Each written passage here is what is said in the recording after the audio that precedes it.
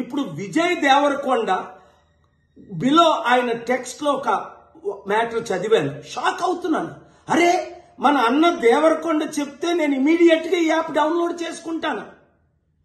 అలాగే బాలకృష్ణ అట, మంచు లక్ష్మి అట, ఇలాంటి వారు 25 మంది ఇప్పుడు అరెస్ట్ అవబోతున్నారు.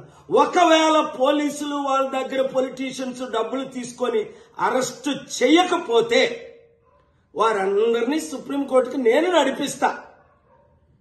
ప్రకాష్ రాజు లాగా మీరు కూడా తప్పయింది అని ఓపెన్ అపాలజీ చెప్పినంత వరకు, 2 మీరు సంపాదించిన డబ్బు ₹1 అయితే 1 కోటి, 10 కోట్లు అయితే 10 కోట్లు, 980 మంది ఆత్మహత్యలు చేసుకున్నారు. అంటే వారిని మీరు నరహత్య చేశారు.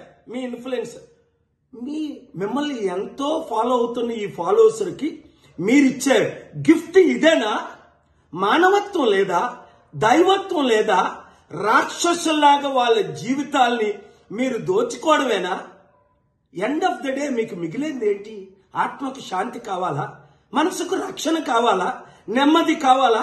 ఫ్యూచర్ మంచి పేరు కావాలా? లేదా చరిత్రహీనులుగా మిగిలిపోవాలా? ఆలోచించండి. 72 గంటల టైం మీకు ఇస్తున్నాను.